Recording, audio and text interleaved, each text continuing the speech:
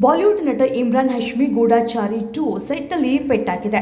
Action sequence ಚಿತ್ರೀಕರಿಸುತ್ತಿರುವಾಗ ಕುತ್ತಿಗೆಗೆ ಪೆಟ್ಟಾಗಿದ್ದು ನಟನಿಗೆ ಚಿಕಿತ್ಸೆ ನೀಡಲಾಗಿದೆ. ಇಮ್ರಾನ್ ಹಶ್ಮಿ ಅವರು ಗೂಢಾಚಾರಿ 2 ಚಿತ್ರದಲ್ಲಿ ಪ್ರಮುಖ ಪಾತ್ರದಲ್ಲಿ ನಟಿಸ್ತಾ ಇದ್ದಾರೆ. ಈ ಚಿತ್ರದ ಶೂಟಿಂಗ್ ಸದ್ಯ ಹೈದರಾಬಾದ್ನಲ್ಲಿ ನಡೀತಾ ಇದೆ. ಕನ್ನಡದ ಜನಪ್ರಿಯ ರಿಯಾಲಿಟಿ ಶೋ ಬಿಗ್ ಬಾಸ್ ಆರಂಭವಾಗಿ 1 ವಾರ ಪೂರ್ಣಗೊಂಡಿದೆ.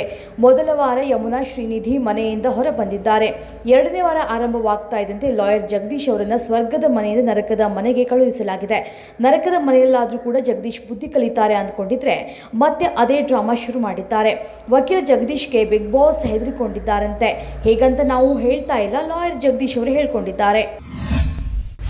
ಹರಿಯಾಣದಲ್ಲಿ ಬಿಜೆಪಿ ಸಂಪೂರ್ಣ ಬಹುಮತ ಪಡೆದಿರುವುದು ಇಡೀ ದೇಶದ ರಾಜಕಾರಣ ಯಾವ ದಿಕ್ಕಿನಲ್ಲಿ ಸಾಗ್ತಾ ಇದೆ ಎನ್ನುವುದಕ್ಕೆ ದಿಕ್ಸೂಚಿಯಾಗಿದೆ. ಕಾಂಗ್ರೆಸ್ನ ಜಾತಿ ರಾಜಕಾರಣವನ್ನು ಹರಿಯಾಣ ಜನರು ತಿರಸ್ಕಾರ ಮಾಡಿದ್ದಾರೆ ಅಂತ ಮಾಜಿ ಮುಖ್ಯಮಂತ್ರಿ ಹಾಗೂ ಸಂಸದ ಬಸವರಾಜ ಬೊಮ್ಮಾಯಿ ಹೇಳಿದ್ದಾರೆ. ರಷ್ಯಾ ಮತ್ತು ಉಕ್ರೇನ್ ತಮ್ಮ ನಾಶಕ್ಕೆ ತಾವೇ ಮುನ್ನುಡಿ ಬರೆದುಕೊಂಡ ರೀತಿ ಕಾಣ್ತಾ ಇದೆ. ಯಾಕಂದ್ರೆ ಒಂದು ಕಡೆ ರಷ್ಯಾ ಡ್ರೋನ್ ಮತ್ತು ಮಿಸೈಲ್ ಮೂಲಕ ಉಕ್ರೇನ್ಗೆ ಶಾಕ್ ನೀಡಿ ತಣ್ಣಗೆ ಮಾಡೋದಕ್ಕೆ ಪ್ರಯತ್ನ ಮಾಡ್ತಾ ಇದೆ. ಆದರೆ ಇದೇ ಸಮಯದಲ್ಲಿ ಉಕ್ರೇನ್ ಸೇನೆ ತನ್ನ ಡ್ರೋನ್ಗಳ ಮೂಲಕ ರಷ್ಯಾ ವಶದಲ್ಲಿ ಇರುವ ಪ್ರದೇಶಗಳ ಮೇಲೆಯೇ ದಾಳಿ ನಡೆಸ್ತಾ ಇದೆ. ಅದರಲ್ಲೂ ರಷ್ಯಾ ತೈಲ ಸಂಗ್ರಹದ ಮೇಲೆ ಉಕ್ರೇನ್ ಸೇನೆಯಿಂದ ಭೀಕರ ದಾಳಿಯಾಗಿದೆ ಎಂಬ ಗಂಭೀರ ಆರೋಪ ಕೇಳಿಬಂದಿದೆ.